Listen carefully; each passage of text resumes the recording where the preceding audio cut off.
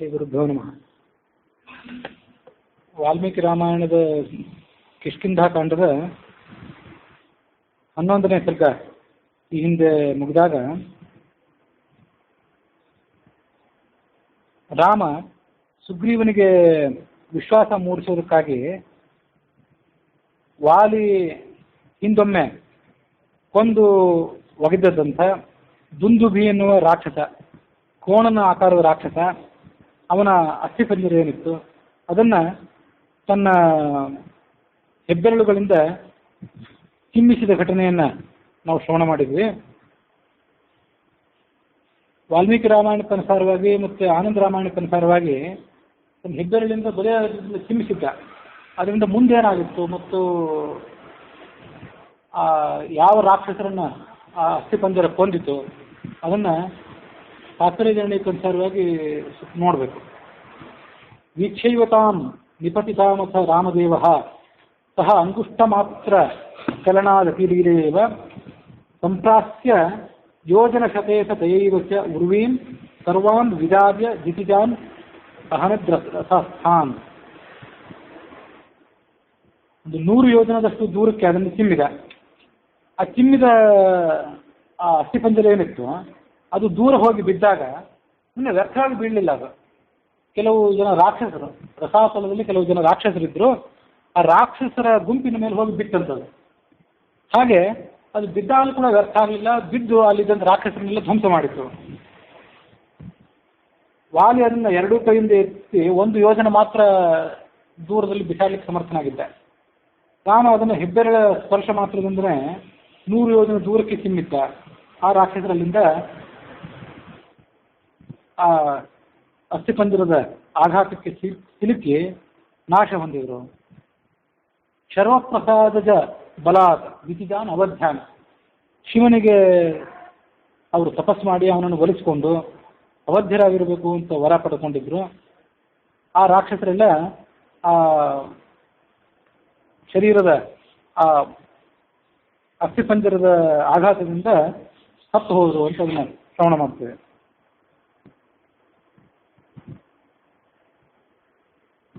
ಅಲ್ಲಿಂದ ಮುಂದೆ ವಾಲ್ಮೀಕಿ ರಾಮಾಯಣದ ಕಿಷ್ಕಿಂಧಾಕಾಂಡದ 12ನೇ ಸರ್ಗ.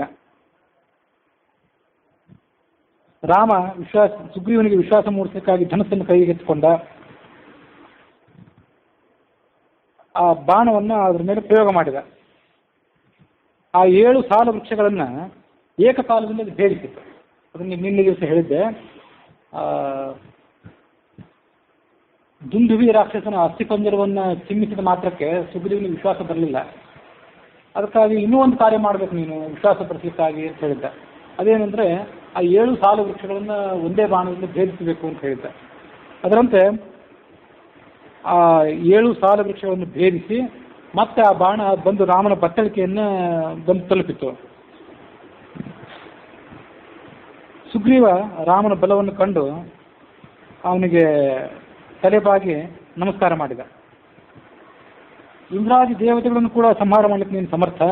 ಹಾಗಿರುವಾಗ ವಾಲಿ ಮತ್ತು ಉಳಿದ ರಾಕ್ಷಸರ ಬಗ್ಗೆ ನಾವು ಹೇಳಬೇಕಾದ್ದೇನಿದೆ? ನಿನ್ನನ್ನು ಎದುರಿಸಿ ಯುದ್ಧ ಮಾಡುವಂಥವು ಈ ಜಗತ್ತಿನಲ್ಲಿ ಯಾರೂ ಇಲ್ಲವೇ ಇಲ್ಲ.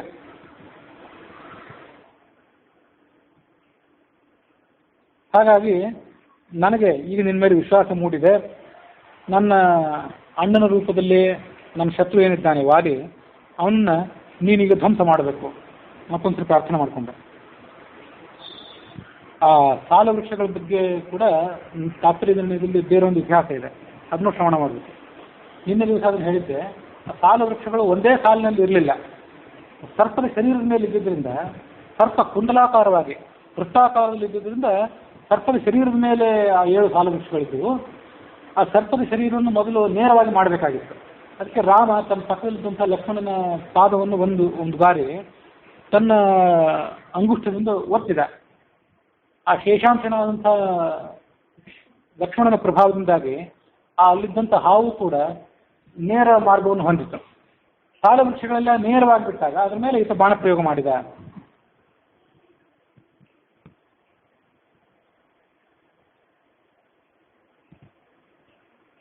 ಏಕೈಕಮೇಶು ಸ ವಿಕಂಪಯಿತು ಸಮರ್ಥಃ. ಸುಗ್ರೀವ ತಾತ್ಪರ್ಯ ನಿರ್ಣಯಕ್ಕನುಸಾರವಾಗಿ ಹೀಗೆ ರಾಮನಿಗೆ ಹೇಳಿದ. ವಾಲಿ ಈ ಎಲ್ಲ ವೃಕ್ಷಗಳನ್ನ ಅಲುಗಾಡಿಸಲಿಕ್ಕೆ ಸಮರ್ಥನಾಗಿದ್ದ, ಎಲೆಗಳನ್ನು ಕೀಳಲಿಕ್ಕೆ ಪ್ರಯತ್ನ ಪಡ್ತಿದ್ದ. ಪತ್ರಾವಣಿ ಲೋಕ್ತುಮಪಿ ಉತ್ಸಾಹತೆ ನ ಶಕ್ತಃ, ಅದು ಎಲೆಗಳನ್ನು ಕೀಳ್ಬೇಕಂತ ಪ್ರಯತ್ನ ಪಡ್ತಿದ್ದ, ಅದು ಎಲೆಗಳನ್ನು ಕೀಳಲಿಕ್ಕೆ ಆಗ್ತಿರ್ಲಿಲ್ಲ ಅಂತಹ ಮಹಾಬಲಿಷ್ಠನಾದ ವಾಲಿಗೆ. ಅಂದರೆ ಆ ವೃಕ್ಷಗಳ ಶಕ್ತಿ ಎಷ್ಟಿದ್ದಿರಬೇಕು ಅದನ್ನು ಸ್ವಲ್ಪ ಗಮನಿಸಬೇಕು. ವಿಶ್ವಸ್ಥಿತಾನ್ ಯದಿ ಭವಾನ್ ಪ್ರತಿಭೇದ್ಯತಿ ಇಮಾನ್ ಏಕೇಶುಣ ತರ್ಹಿ ವಾಲಿವಧೆ ಸಮರ್ಥಃ. ಎಲೆಗಳನ್ನು ಕೀಳಲಿಕ್ಕೆ ಅವನಿಗೆ ಆಗ್ತಿರ್ಲಿಲ್ಲ, ಅಂಥ ಬಲಿಷ್ಠವಾದಂಥ ವೃಕ್ಷಗಳು. ನೀನು ಒಂದೇ ಬಾಣದಿಂದ ಅದನ್ನು ಆ ವೃಕ್ಷಗಳನ್ನು ಧ್ವಂಸ ಮಾಡೋದಾದ್ರೆ ಆಗ ನೀನು ವಾಲಿಯನ್ನು ಕೊಲ್ಲಿಕ್ಕೆ ಶಕ್ತಿವಂತನಾಗಿದ್ದು ಅಂತ ನಾನು ತಿಳ್ಕೊತೀನಿ. ಯಾಕೆಂದ್ರೆ ಜೇತುಂ ಚತುರ್ಗುಣ ಬಲ ಹಿ ಪುಮಾನ್ ಪ್ರಭುಶ್ಚ. ಒಬ್ಬ ಮನುಷ್ಯ ಮತ್ತೊಬ್ಬ ಮನುಷ್ಯನನ್ನ ಗೆಲ್ಲಬೇಕಾದ್ರೆ ಅವನನ್ನು ಬರೇ ಸೋಲಿಸ್ಬೇಕಾದ್ರೆ 4 ಪಟ್ಟು ಶಕ್ತಿ ಹೆಚ್ಚಿರಬೇಕು. ಕೊಲ್ಲಬೇಕಾದ್ರೆ 4 ಪಟ್ಟು ಹೆಚ್ಚಿನ ಶಕ್ತಿ ಸಾಕಾಗೋದಿಲ್ಲ, 100 ಪಟ್ಟು ಹೆಚ್ಚಿನ ಶಕ್ತಿ ಬೇಕು. ಅಂತೂ ಶತಾಧಿಕ ಬಲ. ಹಾಗಾಗಿ ವಾಲಿಯ ಶಕ್ತಿ ಎಷ್ಟು ಅಂತ ನಾನು ಇಲ್ಲಿ ತನಕ ನೋಡಿದ್ದೇನೆ. ನೀನು ಅವನಕ್ಕಿಂತ 4 ಪಟ್ಟು ಹೆಚ್ಚು ಶಕ್ತಿಯವನ ಅಥವಾ ಸಮಬಲನೋ ಅಥವಾ 100 ಪಟ್ಟು ಹೆಚ್ಚು ಶಕ್ತಿ ಉಳ್ಳವನಾದ್ರಿಂದ ಅವನನ್ನು ಕೊಲ್ಲಬಲ್ಲಿಯೋ ಹೇಗೆ, ಇದನ್ನು ನಾನು ತಿಳ್ಕೊಳ್ಬೇಕಾಗಿದೆ. ಅದಕ್ಕಾಗಿ ಇದೊಂದು ಸಂಶಯವನ್ನು ಪರಿಹಾರ ಮಾಡುವಂತ ಸುಗ್ರೀವ ಹೇಳಿದ್ದು ಇದು ನಿರ್ಣಯಕ್ಕನುಸಾರವಾಗಿ.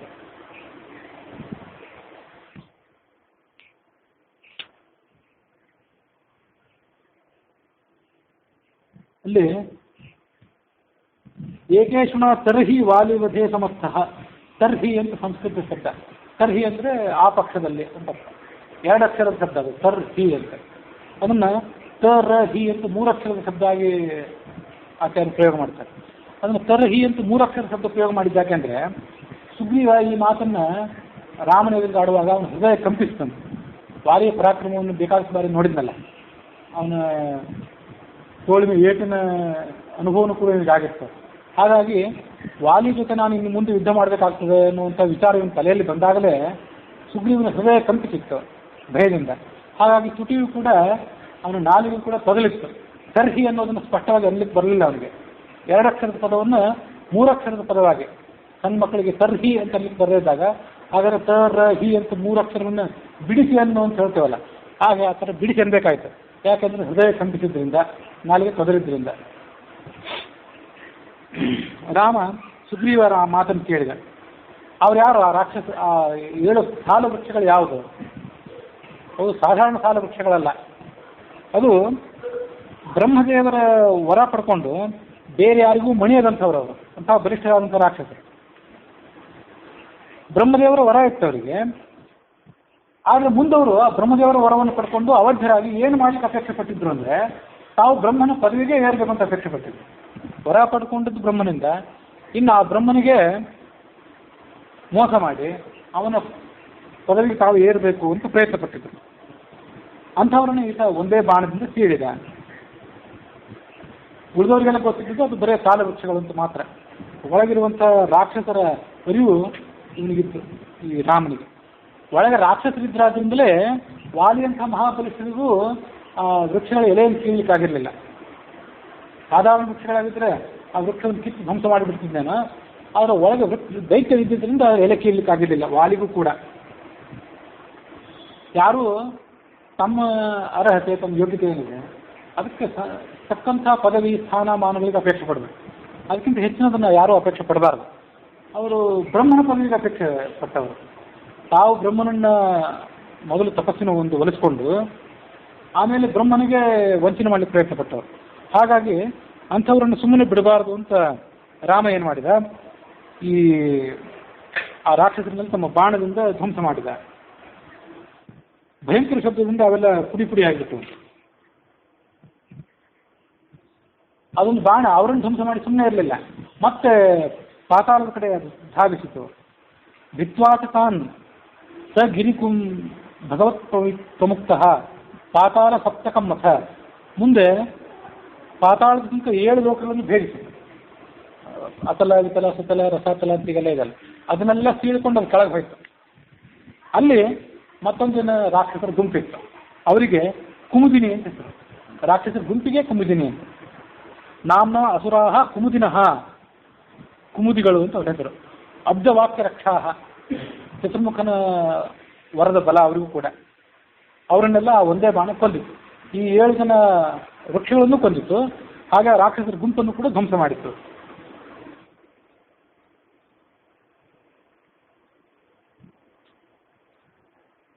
ಇದಕ್ಕೆಲ್ಲ ಆಗಿದ್ದು ಒಂದೇ ಮುಹೂರ್ತ. ಒಂದು ಮುಹೂರ್ತ ಕಾಲದಲ್ಲಿ ಇಷ್ಟೆಲ್ಲ ಕಾರ್ಯ ಆಗಿ ಹೋಯಿತು. 7 ಜನ ವೃಕ್ಷಗಳನ್ನ, ಆಮೇಲೆ ಆ ಕೆಳಗಿನ ಪಾತಾಳ ಲೋಕದಲ್ಲಿದ್ದಂಥ ರಾಕ್ಷಸರನ್ನು ಧ್ವಂಸ ಮಾಡಲಿಕ್ಕೆ ಅದಕ್ಕೆ ಹಿಡಿದಂಥ ಮುಹೂರ್ತ ಹಿಡಿದಂಥ ಕಾಲ ಕೇವಲ ಮುಹೂರ್ತ.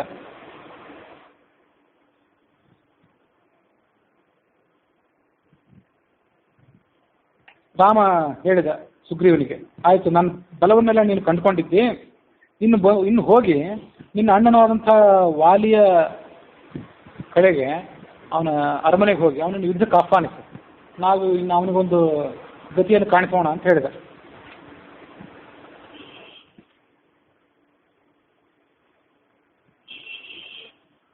ಸುಗ್ರೀವ ಅವನ ಎಲ್ಲ ಸಚಿವರು ರಾಮಲಕ್ಷ್ಮಣರು ಆ ಕಿಷ್ಕಿಂಧೆ ಸಮೀಪಕ್ಕೆ ಹೋದರು. ಅಲ್ಲಿ ಇರುವಂಥ ಗಿಡಗಳು, ಪೊದೆಗಳು, ಅವುಗಳ ಹಿಂದೆ ಅಡಗಿಕೊಂಡ್ರು.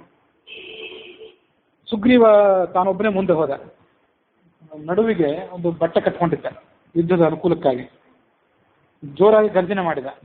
ವಾಲಿ ಅದನ್ನು ಸಹಿಸದೆ ಹೊರಗೆ ಜಿಗಿದು ಬಂದ. ಅಸ್ತಾಚಲದಿಂದ ಸೂರ್ಯ ಕೆಳಗೆ ಬರುವಂತೆ. ಸೂರ್ಯ ಅಸ್ತಂಗತನಾಗುವಾಗ ಅಸ್ತಪರ್ವತ ಅಂತ ಅದನ್ನು ಕವಿಗಳು ವರ್ಣನೆ ಮಾಡ್ತಾರೆ. ಅಲ್ಲಿಂದ ಸೂರ್ಯ ಕೆಳಗೆ ಬೀಳೋದಂದ್ರೆ ಸೂರ್ಯನ ಆವತ್ತಿನ ಕಥೆ ಮುಗೀತು ಅಂತ ಅರ್ಥ. ಆ ಹೋಲಿಕೆ ಕೊಡೋದ್ರ ಮೂಲಕ ವಾಲಿ ಜೀವನದ ಅಸ್ತಂಗತಿ ಸಮೀಪಿಸಿತ್ತು ಅಂತ ವಾಲ್ಮೀಕಿಗಳು ಸೂಚನೆ ಮಾಡ್ತಾರೆ. ಪರಸ್ಪರ ಅವರು ಅಂಗೈಗಳ ಪ್ರಹಾರ, ಮುಷ್ಟಿ ಪ್ರಹಾರ, ಹೀಗೆ ಯಾವುದನ್ನು ಬಿಡಲಿಲ್ಲ. ಎಲ್ಲ ರೀತಿಯಲ್ಲಿ ಯುದ್ಧ ಮಾಡಿದರು. ರಾಮ ಕೈಯಲ್ಲಿ ಧನಸ್ಸನ್ನು ಹಿಡಿದು ಬಾಣವನ್ನು ಹೊಡ್ಕೊಂಡು ಅವರಿಬ್ಬರನ್ನು ಗಮನಿಸಿ ನೋಡಿದ. ಯಾರ ಮೇಲೆ ಬಾಣ ಪ್ರಯೋಗ ಮಾಡಬೇಕು ಅಂತ ಅವ್ನಿಗೆ ಗೊತ್ತಾಗಲಿಲ್ಲ. ಇಬ್ಬರು ಒಂದೇ ರೀತಿಯಾಗಿ ಕಾಣಿಸಿದರು. ಅಶ್ವಿನಿ ದೇವತೆಗಳಂತೆ ಕಾಣಿಸ್ತಿದ್ರು. ಅಷ್ಟು ತೇಜಸ್ವಿಗಳಾಗಿ, ಅಷ್ಟು ಸುಂದರರಾಗಿ ಕಾಣಿಸ್ತಿದ್ರು. ರಾಮನಿಗೆ ಬಾಣ ಬಿಡಲಿಕ್ಕೆ ಆಗಲಿಲ್ಲ. ಈ ನಡುವೆ ವಾಲಿಯ ಬಲ ಹೆಚ್ಚಿತು. ಸುಗ್ರೀವ ಆ ವಾಲಿಯ ಪೆಟ್ಟನ್ನು ತಿಂದು ಸುತ್ತಮುತ್ತಲು ರಾಮನ ಕಾಣದೆ ಮೈ ತುಂಬ ರಕ್ತವನ್ನು ಸುರಿಸಿಕೊಂಡು ಓಡಿ ಬಂದ. ಮುಕ್ತೋಷಿ, ಇವತ್ತು ನೀನು ಕೈಯಿಂದ ತಪ್ಪಿಸ್ಕೊಂಡಿದ್ದೀನಿ ಅಂತಂದ ವಾಲಿ. ಈ ಋಷಿಮುಖ ಪರ್ವತಕ್ಕೆ ಓಡಿ ಹೋದ ಇದು ಸುಗ್ರೀವ. ಋಷಿಮುಖ ಪರ್ವತಕ್ಕೆ ವಾಲಿ ಬರುವಂತಿರಲಿಲ್ಲ, ಹಾಗಾಗಿ ಸುಮ್ಮನೆ ಆಗಿತ್ತು. ರಾಮ, ಹನುಮಂತ, ಲಕ್ಷ್ಮಣರು ಕೂಡ ಸುಗ್ರೀವ ಇದ್ದ ಪ್ರದೇಶದ ಕಡೆ ಹೋದರು. ಸುಗ್ರೀವನಿಗೆ ಬಹಳ ನಾಚಿಕೆ ಆಗಿತ್ತು, ಭಯನೂ ಆಗಿತ್ತು. ನಿನ್ನ ಪರಾಕ್ರಮ ಏನು ಅಂತ ನೋಡಿದೆ, ವಾಲಿಯನ್ನು ಕೊಲ್ತೇನೆ ಅಂತ ಹೇಳಿದೆ, ಕೊಲ್ಲಿಲ್ಲ. ಆ ವೈರಿಯ ಕಡೆಯಿಂದ ಮತ್ತೆ ನನಗೆ ಏಟು ಬೀಳುವಂತೆ ಮಾಡಿದೆ. ಹೀಗ್ಯಾಕೆ ಮಾಡಿದೆ? ವಾಲಿಯನ್ನು ಕೊಲ್ಲೋದಿಲ್ಲ ಅಂತಿದ್ದು ಆವಾಗಲೂ ಹೇಳಿಬಿಟ್ರೆ ಆಗ್ತಿತ್ತು, ಅದಕ್ಕಾಗಿ ಇಷ್ಟೆಲ್ಲ ಪ್ರಯತ್ನ ಯಾಕೆ ಮಾಡಿದೆ? ರಾಮ ಅವನಿಗೆ ಮತ್ತೆ ಹೇಳಿದ, ನನ್ನ ಮಾತನ್ನು ಕೇಳು, ಸಿಟ್ಟನ್ನು ದೂರ ಮಾಡು. ನಾನು ಯಾಕೆ ಬಾಣ ಪ್ರಯೋಗ ಮಾಡಲಿಲ್ಲ ಅಂತ ನಿನಗೆ ಹೇಳ್ತೇನೆ. ನಿಮ್ಮಿಬ್ಬರ ಶರೀರದ ನೈಕಟ್ಟು, ಆಮೇಲೆ ನಿಮ್ಮ ರೂಪ, ನಿಮ್ಮ ಆಭರಣಗಳು ಎಲ್ಲ ಒಂದೇ ರೀತಿಯಾಗಿತ್ತು. ಅಲಂಕಾರೇಣ ವೇಷೇಣ ಎಲ್ಲ ಒಂದೇ ರೀತಿಯಾಗಿದ್ದರಿಂದ ನನಗೆ ನಿಮ್ಮಿಬ್ಬರಲ್ಲಿ ವ್ಯತ್ಯಾಸವೇ ಕಾಣಲಿಲ್ಲ. ಧ್ವನಿ, ತೇಜಸ್ಸು, ಪರಸ್ಪರ ವೀಕ್ಷಣೆ, ಮಾತಾಡುವುದು, ರೀತಿ ನೀತಿ ಎಲ್ಲ ಒಂದೇ ರೀತಿಯಾಗಿತ್ತು. ಯಾವುದೇ ವ್ಯತ್ಯಾಸ ಕಾಣಲಿಲ್ಲ. ಆದ್ದರಿಂದ ನಾನು ಬಿಟ್ಟ ಬಾಣ ಒಂದು ವೇಳೆ ನಿನ್ನ ಪ್ರಾಣ ತೆಗೆದರೆ ಅದು ಅನಾಹುತಕ್ಕೆ ಕಾರಣ ಆದೀತು ಅಂತ ನಾನು ಬಾಣ ಪ್ರಯೋಗ ಮಾಡಲಿಲ್ಲ. ಮೂಲೋದ್ದೇಶಕ್ಕೆ ಭಂಗ ಆಗಿಬಿಡ್ತದೆ. ನಾನು ಸೀತೆಯನ್ನು ಪಡ್ಕೊಳ್ಬೇಕು ಅಂತ ಪ್ರಯತ್ನ ಪಡ್ತಿದ್ದೀನಿ, ನೀನು ನಿನ್ನ ಹೆಂಡತಿಯನ್ನು ಮತ್ತು ಸಾಮ್ರಾಜ್ಯವನ್ನು ಮರಳಿ ಪಡ್ಕೊಳ್ಬೇಕು ಅಂತ ಪ್ರಯತ್ನ ಪಡ್ತಿದ್ದಿ, ಎಲ್ಲ ಹಾಳಾಗಿ ಹೋಗಿಬಿಡ್ತದೆ. ಅದಕ್ಕಾಗಿ ನಾನು ಬಾಣ ಪ್ರಯೋಗ ಮಾಡಲಿಲ್ಲ. ನಿಮ್ಮಿಬ್ಬರಲ್ಲಿ ವಾಲಿ ಯಾರು ಅಂತ ನನಗೆ ತಿಳಿಯಲಿಲ್ಲ. ನೀನು ನಾಶ ಬಂದುಬಿಟ್ಟಿದ್ರೆ ಏನು ಸರಿಯಾಗಿ ತಿಳ್ಕೊಳ್ಳದೆ ರಾಮ ಮೂರ್ಖಂತೆ ಬಾಣ ಪ್ರಯೋಗ ಮಾಡಿಬಿಟ್ಟ ಅಂತ ನನಗೆ ಕೆಟ್ಟ ಹೆಸರು ಬರ್ತಿತ್ತು. ಒಬ್ಬನಿಗೆ ಅಭಯದಾನ ಮಾಡಿ ನಿನ್ನನ್ನು ನಾನು ಕಾಪಾಡ್ತೀನಿ ಅಂತ ಅವನಿಗೆ ರಕ್ಷಣೆ ಕೊಟ್ಟು ಮತ್ತೆ ಅವನನ್ನೇ ಪ್ರಮಾದದಿಂದ ಕೊಲ್ಲೋದೇನಿದೆ, ಇದು ಮಹಾಪಾಪಕರ. ನಾನು, ಲಕ್ಷ್ಮಣ, ಸೀತೆ ಎಲ್ಲರೂ ನಿನ್ನ ಆಶ್ರಯದಲ್ಲಿದ್ದೇವೆ ಇವತ್ತು. ನೀನು ನಮಗೆ ಏಳಿಗೆಯನ್ನು ತಂದು ಕೊಡಬೇಕು. ಅಂಥದ್ರಲ್ಲಿ ನಿನ್ನನ್ನೇ ಕೊಂದುಬಿಟ್ರೆ ಮುಂದಿನ ಗತಿ ಏನು? ಆದರೆ ಮತ್ತೆ ನೀನು ಇನ್ನೊಮ್ಮೆ ವಾಲಿ ಜೊತೆ ಯುದ್ಧಕ್ಕೆ ಹೋಗಬೇಕು. ಈಗ ನೀನು ಯುದ್ಧಕ್ಕೆ ಹೋದರೆ ನಿನಗೆ ಅನುಕೂಲ ಆಗುವಂತೆ ಮಾಡಿ ವಾಲಿಯನ್ನು ನಾನು ಕೊಲ್ತೇನೆ, ಅದ್ರ ಬಗ್ಗೆ ಸಂದೇಹ ಬೇಡ. ನೀನು ಸುಗ್ರೀವ, ಆತ ವಾಲಿ ಅಂತ ಗೊತ್ತಾಗಲಿಕ್ಕೆ ಏನಾದರೂ ಒಂದು ವಿಶೇಷವಾದಂಥ ವ್ಯವಸ್ಥೆಯನ್ನು ನಾವು ಮಾಡ್ಕೊಳ್ಬೇಕು. ರಾಮ ಲಕ್ಷ್ಮಣನಿಗೆ ಹೇಳಿದ.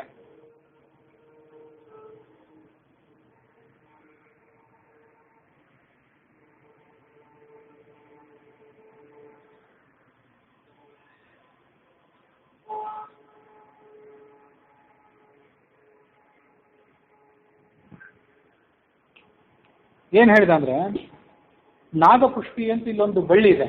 ನಾಗಪುಷ್ಪಿ ಅಂತ ಹೇಳ್ತಾರೆ, ಗಜಪುಷ್ಪಿ ಅಂತಲೂ ಹೇಳ್ತಾರೆ. ನಾಗ ಅಂದರೆ ಹಾವು ಹೌದು, ಆನೆಯೂ ಹೌದು ಸಂಸ್ಕೃತದಲ್ಲಿ. ಹಾಗಾಗಿ ನಾಗಪುಷ್ಪಿ ಅಥವಾ ಗಜಪುಷ್ಪಿ ಬಳ್ಳಿ ಏನಿದೆ ಅದನ್ನು ಸುಗ್ರೀವನ ಕೊರಳಿಗೆ ಹಾಕು, ಆತ ಯುದ್ಧಕ್ಕೆ ಹೋಗಲಿ. ಲಕ್ಷ್ಮಣ ಹಾಗೆ ಆಗಲಿ ಅಂತ ಹೇಳಿ ಪರ್ವತದ ಅಂಚಿನಲ್ಲಿ ಅಂತ ಬೆಳೆದದ್ದನ್ನು ಸುಗ್ರೀವನ ಕುತ್ತಿಗೆಗೆ ಹಾಕಿದ. ರಾಮನ ಮಾತನ್ನು ಅಂಗೀಕಾರ ಮಾಡಿ ಸುಗ್ರೀವ, ಹನುಮಂತ, ತಾರ, ನಲ, ನೀಲ, ಲಕ್ಷ್ಮಣ ಇವರೆಲ್ಲರೂ ಕೂಡ ಮತ್ತೆ ಆ ಕಿಷ್ಕಿಂಧಾನಗರದ ಕಡೆಗೆ ಹೊರಟರು.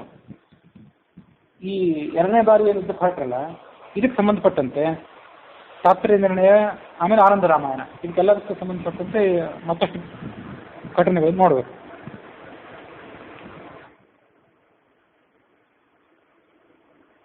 ಈ ರಾಮ ಸುಗ್ರೀವರಿಗೆ ವಿಶ್ವಾಸ ಪಡಿಸೋದಕ್ಕಾಗಿ ಆ ಸಾಲ ವೃಕ್ಷಗಳನ್ನು, ದುಂದುಭಿಯ ಅಸ್ಥಿಪಂಜರವನ್ನೆಲ್ಲ ಚಿಮ್ಮಿ ವಿಶ್ವಾಸ ಪಡಿಸುವಂತ ಮಾಡಿದ್ನಲ್ಲ, ಅಷ್ಟಾದ್ಮೇಲೂ ಕೂಡ ಸುಗ್ರೀವನಿಗೆ ಇನ್ನೂ ಕೆಲವು ಹಿಂಜರಿಕೆಗಳಿತ್ತು ಅಂತ ಹೇಳ್ತದೆ ಆನಂದ ರಾಮಾಯಣ. ವಾಲ್ಮೀಕಿ ರಾಮಾಯಣ ಪ್ರಕಾರ ಅದೆಲ್ಲ ಮುಗಿದಿತ್ತು. ಅದೇನು ಹಿಂಜರಿಕೆ ಅಂತಂದ್ರೆ, ಸುಗ್ರೀವಸ್ತಂ ಪುನಃಪ್ರಾಹ, ನನ್ನ ಅಣ್ಣ ವಾಲಿಗೆ ಅವನ ಅಪ್ಪನಾದಂಥ ಇಂದ್ರ ಒಂದು ಬಂಗಾರದ ಹಾರವನ್ನು ಕೊಟ್ಟಿದ್ದಾನೆ. ಅದೆಂಥ ಹಾರ ಅಂದರೆ, ಆ ಹಾರ ವಾಲಿಯ ಕುತ್ತಿಗೆಯಲ್ಲಿ ಇದ್ದದ್ದನ್ನು ಯಾರು ನೋಡಿದ ಮಾತ್ರಕ್ಕೆ ಎದುರಿಗಿದ್ದವರು, ಎದುರಾಳಿಗಳಾದವರು ತಮ್ಮ ಶಕ್ತಿಯನ್ನು ಕಳ್ಕೊಂಡು ಬಿಡ್ತಾರೆ. ಅದಕ್ಕಾಗಿ ವಾಲಿ ಯಾವತ್ತೂ ಮೇಲ್ಗೈ piಡಿತಿರ್ತಾನೆ. ವಾಲಿಗೆ ರಾವಣನ ಕೊಲ್ಲಿಕ್ಕಾಗಲಿದ್ದೇ ಇರ್ಬೋದು, ಆದರೂ ರಾವಣನನ್ನು ಸೋಲಿಸಿದ್ನಲ್ಲ, ಅದಕ್ಕೆಲ್ಲ ಏನು ಕಾರಣ ಅಂದರೆ ಈ ಹಾರವೇ ಕಾರಣ. ಯಾ ಪುರ ಕಶ್ಯಪೇನೈವ ತಪಸಾ ದುಷ್ಕರೇಣ ಚ, ಹಿಂದೊಮ್ಮೆ ಕಶ್ಯಪ ಋಷಿಗಳು ಕಠೋರವಾದ ತಪಸ್ಸನ್ನು ಮಾಡಿ ಅದನ್ನು ಪಡ್ಕೊಂಡಿದ್ರು. ಯಾರ ಮೂಲಕವಾಗಿ? ಶಿವನ ಮೂಲಕವಾಗಿ ಅದನ್ನು ಮೊದಲು ಪಡ್ಕೊಂಡಿದ್ರು. ಶಿವಾಲಬ್ಧ ಅದನ್ನ ಆ ಕಶ್ಯಪ ಋಷಿಗಳು ತನ್ನ ಮಗನೇ ಆದಂಥ ಇಂದ್ರನಿಗೆ ಕೊಟ್ಟಿದ್ರು. ಆ ಇಂದ್ರ ಅದನ್ನ ವಾಲಿಗೆ ಕೊಟ್ಟಿದ್ದ. ಶಿವಾಲಬ್ಧ ಪಿತಾಪುತ್ರಂ ಇಂದ್ರಂ ತೇನಾಪಿ ವಾಲಿನೇ ಪ್ರತ್ಯರ್ಪಿತ. ಯಾವತ್ತೂ ಸದಾಕಾಲದಲ್ಲೂ ಕಂಠದಲ್ಲಿ ವಾಲಿ ಅದನ್ನು ಧಾರಣೆ ಮಾಡ್ಕೊಂಡಿರ್ತಾನೆ. ರಾಮ, ನೀನು ಕೂಡ ಸುಗ್ರೀವನ ಜೊತೆ ವಾಲಿ ಜೊತೆಗೆ ಏನಾದ್ರು ಯುದ್ಧಕ್ಕೆ ಹೋದರೆ ಅವನನ್ನು ನೀನು ನೋಡಿಬಿಟ್ರೆ ನಿನ್ನ ಶಕ್ತಿ ಕಡಿಮೆ ಆಗಿಬಿಡ್ತದೆ, ವಾಲಿ ಮೇಲ್ಗೈ ಆಗ್ತದೆ, ನೀನು ಸೋತು ಹೋಗಿಬಿಡ್ತೀವಿ. ಅದಕ್ಕೊಂದು ಏನಾದರೂ ವ್ಯವಸ್ಥೆ ಮಾಡ್ಕೋಬೇಕು. ತತ್ರ ಉಪಾಯಂ ಚಿಂತೆಯಸ್ವ, ನಾವು ಗೆಲ್ಲಬೇಕು, ಹಾಗೆ ಮಾಡ್ಕೋ ಅಂತ ಹೇಳಿದ. ರಾಮ ಏನು ಮಾಡಿದಂದ್ರೆ, ಆ ಹಾವು ಇತ್ತಲ್ಲ, ನಿನ್ನೆ ಒಂದು ಹಾವಿನ ಬಗ್ಗೆ ಕಥೆ ಹೇಳಿದ್ದೆ. ಅದು ಹಾವು ಯಾವುದು ಅಂದರೆ, ನಿನ್ನೆ ಕೇಳದೆ ಇದ್ದವರು ಅದನ್ನು ಕೇಳಿ, ಒಂದಿಷ್ಟು ತಾಲದ ಹಣ್ಣುಗಳನ್ನು ವಾಲಿ ತಂದು ಗುಹೆಯಲ್ಲಿಟ್ಟಿದ್ದ. ಅದರ ಪೈಕಿ 7 ಹಣ್ಣುಗಳನ್ನು ಯಾರೋ ಅಪಹಾರ ಮಾಡಿಬಿಟ್ಟಿದ್ರು. ಆ ಅಪಹಾರ ಮಾಡಿದ 7 ಹಣ್ಣಿನ ಜಾಗದಲ್ಲಿ ಒಂದು ಹಾವು ಕೂತ್ಕೊಂಡಿತ್ತು. ಈ ವಾಲಿ ಕುಟಿಕನಾಗಿ ಆ ಸರ್ಪ ಶಾಪ ಕೊಟ್ಟಿದ್ದ, ನಿನ್ನ ಶರೀರದ ಮೇಲೆ 7 ಸಾಲ ವೃಕ್ಷಗಳು ಬೆಳೆಯಲಿ ಅಂತ ಶಾಪ ಕೊಟ್ಟಿದ್ದ. ಅದು ಕೂಡ ಏನು ಪ್ರತಿಯಾಗಿ ಶಾಪ ಕೊಟ್ಟಿತ್ತು, ನನ್ನ ಶರೀರದ ಮೇಲಿರುವಂಥ ಸಾಲ ವೃಕ್ಷಗಳನ್ನು ಯಾರು ಧ್ವಂಸ ಮಾಡ್ತಾರೆ ಅವರು ನಿನ್ನ ಕೊಲ್ತಾರೆ ಅಂತ ಶಾಪ ಕೊಟ್ಟಿತ್ತು. ಆ ಸರ್ಪ ಏನಿತ್ತಲ್ಲ ಈಗ ಅದು ಇನ್ನೂ ಇತ್ತು. ಮೇಲಿದ್ದಂಥ ಸಾಲ ವೃಕ್ಷಗಳು ಧ್ವಂಸ ಆಗಿತ್ತು ರಾಮನ ಕೈಯಿಂದ. ಆ ಸರ್ಪ ಇತ್ತು. ಆ ಸರ್ಪವನ್ನು ಕರೆದನಂತೆ ರಾಮ. ಯಶಾಪಾನ್ ಮೋತಿಕ ಪೂರ್ವಂ ಸಪ್ತತಾಲನ್ ವಿಭಜಿತ. ಅದಕ್ಕೆ ವಾಲಿಯ ಶಾಪ ಇತ್ತು. ಆ ಸಾಲ ವೃಕ್ಷಗಳಲ್ಲಿ ಧ್ವಂಸ ಆದ್ಮೇಲೆ ಶಾಪ ವಿಮೋಚನೆ ಆಗಿತ್ತು. ರಾಮನಿಗೆ ಅದು ಋಣಿ ಆಗಿತ್ತು. ಅದು ರಾಮನ ಹತ್ರ ಬಂದಾಗ ಅಂತ ಹೇಳಿದ, ನನ್ನ ವಾಕ್ಯವನ್ನು ಕೇಳಿ ಕಿಷ್ಕಿಂಧೆಗೆ ಹೋಗು, ವಾಲಿಯ ಕಡೆಗೆ ಹೋಗು, ಅರ್ಧರಾತ್ರಿಯ ಕಡೆಗೆ ಹೋಗಿ ಅವನ ಕಂಠದಲ್ಲಿದ್ದಂಥ ಆಹಾರವನ್ನು ಅಪಹಾರ ಮಾಡಿಬಿಡು ಅಂತ ತಂದುಬಿಡು ಈ ಕಡೆ, ಮುಂದೆ ನಾವು ವಾಲಿಯನ್ನು ಕೊಲ್ಲಬಹುದು ಅಂತ ಹೇಳಿದ್ದ. ಅದು ಹಾಗೆ ಆಗಲಿ ಅಂದಿತ್ತು. ಹಾವು ಸುಗ್ರೀವ ವಾಲಿ ಮಲಗಿದ್ದಂಥ ಮಂಚದ ಕಡೆಗೆ ಹೋಯಿತು. ಅದನ್ನು ಅಪಹಾರ ಮಾಡಿ ತಗೊಂಡು ಹೋಗಿ ಇಂದ್ರನಿಗೆ ಕೊಟ್ಟು ಬಿಡು. ಜಹಾರ ಅಥ ತಾಮ್ ಮಾಲಾಂ ವಾಸವಂ ದದವು. ಆಮೇಲೆ ಈ ಸುಗ್ರೀವ ರಾಮನ ಆಜ್ಞಾಕನುಸಾರವಾಗಿ ವಾಲಿಯ ಕಡೆಗೆ ಹೋದ. ಅವನ ಜೊತೆಗೆ ಯುದ್ಧ ಮಾಡಿದ. ಯುದ್ಧಂ ಚಕಾರ ಸುಗ್ರೀವ ರಾಮೋಪಿ ದದರ್ಶತಂ. ಸಮಾನ ರೂಪವು, ಇಬ್ಬರು ಸಮಾನ ರೂಪರಾಗಿದ್ದರು. ಮೊದಲನೇ ಯುದ್ಧ ನಡೆಯೋದಕ್ಕಿಂತ ಮೊದಲೇ ವಾಲ್ಮೀಕಿ ರಾಮಾಯಣ, ಆನಂದ ರಾಮಾಯಣ, ತಾತ್ಪರ್ಯದಿಂದ ಎಲ್ಲ ಕಡೆ ದೃಷ್ಟಿಯಿಂದಲೂ 2 ಯುದ್ಧ ನಡೆದಿತ್ತು ವಾಲಿ ಸುಗ್ರೀವರ ನಡುವೆ. ಮೊದಲೇ ಯುದ್ಧ ನಡೆಯೋದಕ್ಕಿಂತಲೂ ಮೊದಲೇ ಆ ಹಾರವನ್ನು ಸರ್ಪದ ಕಡೆಯಿಂದ ಅಪಹಾರ ಮಾಡ್ತಿದ್ದ ರಾಮ. ಅವರಿಬ್ಬರು ಸಮಾನ ರೂಪರಾಗಿದ್ದರಿಂದ ರಾಮ ಬಾಣ ಪ್ರಯೋಗ ಮಾಡಲಿಲ್ಲ. ಇದು ಮಧ್ಯನೇ ವಾಂಚ ತ್ವಮೇವ ಜಹಿ ಮಾಂಬಿಭೋ. ಸುಗ್ರೀವ ಏನು ಹೇಳಿದ, ನಿನಗೆ ವಾಲಿಯನ್ನು ಕೊಲ್ಲಿಕ್ಕೆ ಒಂದೇಳಿ ಅಪೇಕ್ಷೆ ಇಲ್ಲದೆ ಇದ್ರೆ, ಅಥವಾ ಶಕ್ತಿ ಇಲ್ಲದೆ ಇದ್ರೆ, ನನ್ನನ್ನು ವಾಲಿಯ ಕೈಯಿಂದ ಕೊಲಿಸ್ಬೇಕಂತ ಅಪೇಕ್ಷೆ ಇದ್ರೆ ನನ್ನನ್ನೇ ಕೊಂದ್ಬಿಡು ನೀನೇ ನೇರವಾಗಿ ಅಂತ ರಾಮನಿಗೆ ವ್ಯಂಗ್ಯವಾಡಿದ. ಆಗ ರಾಮ ಏನು ಮಾಡಿದ, ಬಂಧಯಾಮಾಸ ಸುಗ್ರೀವ ಕಂಠೆ ಮಾಲಾಂತು ಬಂಧುನ, ಸುಗ್ರೀವನ ಕುತ್ತಿಗೆಗೆ ಒಂದು ಹಾರವನ್ನು ತನ್ನ ತಮ್ಮನಾದಂಥ ಲಕ್ಷ್ಮಣನ ಕಡೆಯಿಂದ ಹಾಕಿಸಿದ. ಮತ್ತೊಮ್ಮೆ ಆ ವಾಲಿಯ ಕಡೆಗೆ ಅವನನ್ನು ಕಳಿಸಿದ ಸುಗ್ರೀವನನ್ನು. ಇಲ್ಲಿ ನಿರ್ಣಯಕ್ಕನುಸಾರವಾಗಿ ನಿರ್ಣಯಕ್ಕನುಸಾರವಾಗಿ ಈ ಘಟನೆಯನ್ನು ಶ್ರವಣ ಮಾಡಬೇಕು. ಸುಗ್ರೀವ ವಾಲಿ ಕಡೆಗೆ ಎರಡನೇ ಬಾರಿ ಯುದ್ಧ ಹೊರಟಾಗ ಅವನ ಕೊರಳಿಗೆ ಹೂವಿನ ಹಾರವನ್ನು ಹಾಕಿದವ ಯಾರು? ಲಕ್ಷ್ಮಣ ಹಾಕಿದ್ನೆ ಅಥವಾ ಹನುಮಂತ ಹಾಕಿದ್ನೆ ಅಂತಂದ್ರೆ, ವಾಲ್ಮೀಕಿ ರಾಮಾಯಣ ಹೇಳಿದಂತೆ ಮತ್ತೆ ಆನಂದ ರಾಮಾಯಣ ಹೇಳಿದಂತೆ ಲಕ್ಷ್ಮಣನೇ ಹಾಕಿದ. ಬಂಧುನ ಅಂತ ಶಬ್ದ ಪ್ರಯೋಗ ಬಂತು ಆನಂದ ರಾಮಾಯಣದಲ್ಲಿ. ಬಂಧು ಅಂದರೆ ಸಾಮಾನ್ಯವಾಗಿ ಸಂಬಂಧಿಕರು ಅಂತ ಇರ್ತೇವೆ ನಾವು, ಆದರೆ ಆನಂದ ರಾಮಾಯಣ ಒಂದು ವೈಶಿಷ್ಟ್ಯ ಅದರದ್ದು. ಬಂಧು ಅನ್ನೋ ಶಬ್ದವನ್ನು ತಮ್ಮ ಅನ್ನೋ ಅರ್ಥದಲ್ಲಿ ಅದು ಪ್ರಯೋಗ ಮಾಡ್ತೀವಿ ಆನಂದ ರಾಮಾಯಣ ಮೇಲಿನ ಮೇಲೆ. ಹಾಗಾಗಿ ಅಲ್ಲಿ ಬಂಧು ಅಂದರೆ ತಮ್ಮನಾದಂಥ ಲಕ್ಷ್ಮಣ ಅಂತ ಅರ್ಥ ಇಟ್ಕೋಬೇಕಾಗ್ತದೆ. ವಾಲ್ಮೀಕಿ ರಾಮಾಯಣ ಅಂತೂ ಲಕ್ಷ್ಮಣ ಅಂತ ನೇರವಾಗಿ ಹೇಳ್ತದೆ. ಆದರೆ ಆಚಾರ್ಯರು ಅದನ್ನು ಹಾಕಿದ್ದು ಲಕ್ಷ್ಮಣ ಅಲ್ಲ, ಹನುಮಂತ ಹಾಕಿದ್ದು ಹೂವಿನ ಹಾರ ಅಂತ ತಾತ್ಪರ್ಯದಲ್ಲಿ ಹೇಳ್ತಾರೆ. ಅದಕ್ಕೇನು ಕಾರಣ ಅಂತಂದರೆ, ಮಹಾಭಾರತದಲ್ಲಿ ಹಾಗಿದೆ. ಮಹಾಭಾರತದಲ್ಲಿ ಒಂದಿಷ್ಟು ರಾಮಾಯಣದ ಭಾಗ ಇದೆ. ರಾಮಾಯಣ ವಾಲ್ಮೀಕಿ ರಾಮಾಯಣ, ಆನಂದ ರಾಮಾಯಣ, ತತ್ವಸಂಗ್ರಹ ರಾಮಾಯಣ ಇಂಥದ್ರೆಲ್ಲ ಇಷ್ಟೆಲ್ಲ ಬೇಕಾದಷ್ಟಾಯ್ತು. ಅದಲ್ಲೇ ಪದ್ಮಪುರಾಣ, ಕೂರ್ಮ ಪುರಾಣ, ಸ್ಕಂದ ಪುರಾಣ ಇಲ್ಲೆಲ್ಲ ಇದೆ, ವರಾಹ ಪುರಾಣ. ಅಷ್ಟಲ್ಲದೆ ರಾಮಾಯಣದಲ್ಲಿದೆ, ನಲದಮಯಂತಿಯವರಿಗೆ ಕಷ್ಟ ಬಂತು, ರಾಮನಿಗೆ ಕಷ್ಟ ಬಂತು, ನಿನಗ್ಯಾವ ಕಷ್ಟ, ನಿನಗೇನು ದೊಡ್ಡ ಕಷ್ಟ ಬಂದಿದ್ದು ಅಂತ ಯುಧಿಷ್ಠಿರನಿಗೆ ಕೆಲವು ಋಷಿಗಳು ಉಪದೇಶ ಮಾಡಿದ್ದು ಕಥೆ ಅದು. ಅಲ್ಲಿ ರಾಮಾಯಣ ಏನಿದೆ, ಆ ರಾಮಾಯಣಕ್ಕನುಸಾರವಾಗಿ ಸುಗ್ರೀವನ ಕುತ್ತಿಗೆಗೆ ಹೂವಿನ ಹಾರ ಹಾಕಿದ್ದು ಲಕ್ಷ್ಮಣ ಅಲ್ಲ, ಹೊರತು ಹನುಮಂತ ಹಾಕಿದ್ದು. ಅದರ ಮಹಾಭಾರತದ ಆಶಯವನ್ನೇ ಮಧ್ವಾಚಾರ್ಯರು ಎತ್ತಿ ಹಿಡಿದು ಹಾರ ಹಾಕಿದ್ದು ಹನುಮಂತನೇ ಹೊರತು ಸುಗ್ರೀವ ಅಲ್ಲ ಅಂತ ಹೇಳ್ತಾರೆ.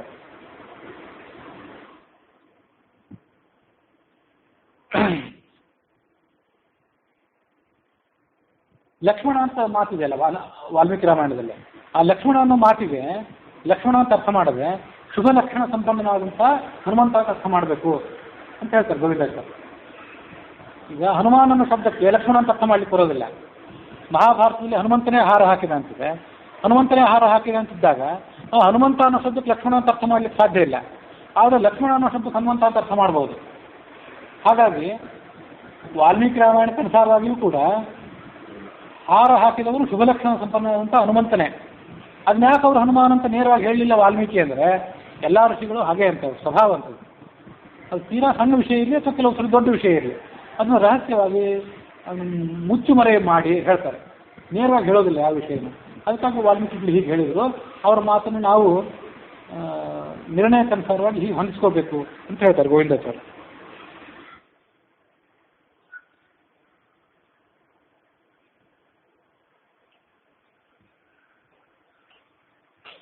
ಭಜಪುಷ್ಪೀಮಿಮಾಂ ಕುಲ್ಲಾಂ ಉತ್ಪಾಟ್ಯ ಶುಭಲಕ್ಷಣಾಂ ಕುರು ಲಕ್ಷ್ಮಣ ಕಂಠೆಯಸ್ಯ ಸುಗ್ರೀವಸ್ಯ ಮಹಾತ್ಮನಃ ಅಂತಿದು ವಾಲ್ಮೀಕಿ ರಾಮಾಯಣಕ್ಕನುಸಾರವಾಗಿ ಲಕ್ಷ್ಮಣನಿಗೆ ರಾಮ ಹೇಳಿದ್ದು ಅಂತ ಕಾಣಿಸ್ತದೆ.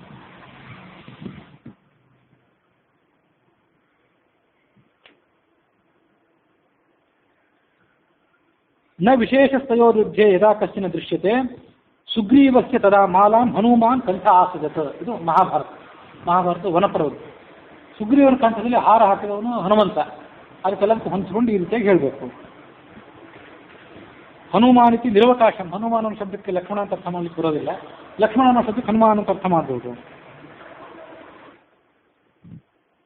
ಪರೋಕ್ಷ ಪ್ರಿಯ ಋಷಿಗಳೆಲ್ಲ ಏನು ಮಾಡ್ತಾರಂದ್ರೆ ನೇರವಾಗಿ ಯಾವುದನ್ನು ಹೇಳೋದಿಲ್ಲ, ಅಷ್ಟು ಸುಲಭವಾಗಿ ಯಾವುದೋ ತಪ್ಪು ತಿಳಿಬಾರ್ದು. ಸಂಸ್ಕೃತ ಬಲ್ಲವರೇ ಆಗಲಿ ಬರದೇ ಇದ್ದವರೇ ಆಗಲಿ ಪುಸ್ತಕ ತೆರೆದುಕೊಳ್ಳಿ ಯಾರಿಗೂ ಅರ್ಥ ಆಗಿರಬಾರ್ದು. ಅದಕ್ಕೆ ಅದನ್ನು ಇಷ್ಟೆಲ್ಲ ಕಠಿಣವಾಗಿರುವಂತ ಹೇಳ್ತಾರೆ. ಆಚಾರ್ಯರು ತತ್ವನಿರ್ಣಯಕ್ಕಾಗಿ ತಾತ್ಪರ್ಯ ನಿರ್ಣಯ ಗ್ರಂಥ ರಚನೆ ಮಾಡಿದ್ರಿಂದ ಅದನ್ನ ಅವರು ನೇರವಾಗಿ ಹೇಳಿದರು, ವಾಲ್ಮೀಕಿ ನೇರವಾಗಿ ಹೇಳಲಿಲ್ಲ ಅಂತಾರೆ. ಇಲ್ಲಿ ಒಂದು ಪ್ರಶ್ನೆ ಗೋವಿಂದಾಚಾರ್ಯ ಹೇಳುವಂತೆ, ಅದೇನಂದ್ರೆ ವಾಲಿಯ ಕುತ್ತಿಗೆಯಲ್ಲಿ ಬಂಗಾರದ ಮಾಲೆ ಇತ್ತಲ್ಲ, ಇಂದ್ರ ಹಾಕಿದ ಮಾಲೆ, ಆ ಮಾಲೆ ಸುಗ್ರೀವನ ಕುತ್ತಿಗೆಯಲ್ಲಿ ಇರಲಿಲ್ಲ ಅಂಥ ಮಾಲೆ. ಹಾಗಾಗಿ ಆ ಮಾಲೆಯ ಆಧಾರದಿಂದ ರಾಮ ಈತ ಸುಗ್ರೀವ ಈತ ವಾಲಿ, ಯಾರು ಸುಗ್ರೀವ ಅಂತ ತಿಳ್ಕೊಬೋದಿತ್ತಲ್ಲ. ಮತ್ತೊಂದು ಪ್ರತ್ಯೇಕವಾಗಿ ಹೂವಿನ ಹಾರ ಹಾಕಿಸುವಂಥ ಅವಶ್ಯಕತೆ ಏನಿತ್ತು ಅಂತಂದ್ರೆ, ಅಂಥ ಒಂದು ಬಂಗಾರದ ಮಾಲೆ, ಇಂದ್ರ ಕೊಟ್ಟದ ಬಂಗಾರ ಮಾಲೆ ವಾಲಿಯ ಕುತ್ತಿಗೆಯಲ್ಲಿತ್ತು. ಇಂದ್ರ ಕೊಟ್ಟದ್ದು ಅಲ್ಲದೇ ಇದ್ರೂ ಅದಕ್ಕೆ ಸಮಾನವಾದದ್ದೊಂದು ಸುಗ್ರೀವನ ಕುತ್ತಿಗೆಯಲ್ಲೂ ಇತ್ತು. ಹಾಗಾಗಿ ಆತನಿಗೆ ಅದು ಗೊತ್ತಾಗುವಂತಿರಲಿಲ್ಲ. ಈ ಸರ್ವಜ್ಞಾದಿಂದ ಯಾವುದು ಇಂದ್ರ ಕೊಟ್ಟದ್ದು ಯಾವುದು, ಇಂದ್ರ ಕೊಡದೇ ಇದ್ದಲ್ಲದೆ ಅಲ್ಲ ಯಾವುದು, ಅದೆಲ್ಲ ಗೊತ್ತಾಗ್ಬೋದು, ಅದು ವಿಷಯ ಬೇರೆ. ಆದರೂ ಒಂದು ಮನುಷ್ಯನಾಗಿ ಬಂದಾಗ ಅದರಂತೆ ನಟನೆ ಮಾಡಬೇಕಲ್ಲ. ಇಬ್ಬರು ಕುತ್ತಿಗೆಯಲ್ಲೂ ಅಂತಃಹಾರನೇ ಇತ್ತಂತೆ ಅಂತ ಹೇಳ್ತಾರೆ ಗೋವಿಂದಾಚಾರ್ಯ.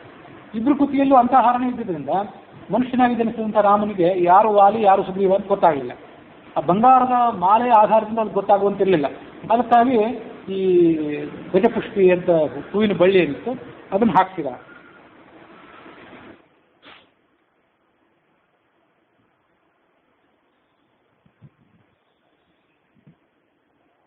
ವಾಲಿ ಮುಂದೆ ಸಾಯುವಾಗ ಅದೇ ತನ್ನ ಬಂಗಾರದ ಮಾಲೆಯನ್ನು, ಇಂದ್ರ ಕೊಟ್ಟಂತ ಬಂಗಾರದ ಮಾಲೆಯನ್ನು ಸುಗ್ರೀವನಿಗೆ ಕೊಟ್ಟು ಹೋದ. ಇಂದ್ರದತ್ತಾಂ ದಧನ್ಮಾಲಾಂ ಕಾಂತಿನೀಂ ಮೃತಿನಾಶಿನೀಂ ಇಯಂ ಚ ಮಾಲಾ ಭವತಾ ಸುಗ್ರೀವಾಯ ಪ್ರದೀಯತಾಂ ಪ್ರೋಚ್ಯೇತಿ ಮಾಲಾ ಮುನ್ಮುಚ್ಚ ರಾಮ ಪಾದಾರ ವಿಂದಯೋಹ. ವಾಲ್ಮೀಕಿ ರಾಮಾಯಣಕ್ಕನುಸಾರವಾಗಿ ವಾಲಿ ಅದನ್ನು ಸುಗ್ರೀವನಿಗೆ ಕೊಟ್ಟಿದ್ದ. ಆನಂದ ರಾಮಾಯಣಕ್ಕನುಸಾರವಾಗಿ ಆ ಮಾಲೆ ಸ್ವರ್ಗಕ್ಕೆ ಹೊರಟೋಗ್ಬಿಟ್ಟು ಆ ಹಾವು ಅದನ್ನು ಕದ್ದಿತ್ತಲ್ಲ, ಕದ್ದು ಯಾರ್ದಾಗಿತ್ತದು ಇಂದ್ರನದಾಗಿತ್ತು, ಇಂದ್ರನಿಗೆ ಅದನ್ನು ತಲುಪಿಸಿಬಿಟ್ಟಿತ್ತು ಅಂತ ಹೇಳ್ತಾರೆ.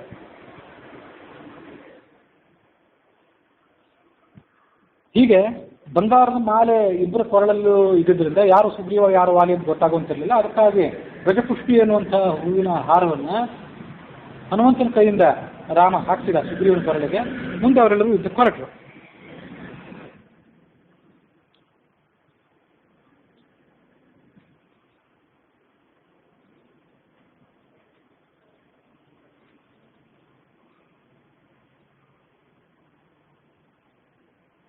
ನಲ ನೀಲ ತಾರೆ ಇವರೆಲ್ಲರೂ ಕೂಡ ಅಲ್ಲಿ ಪ್ರಯಾಣ ಮಾಡಿದ್ರು.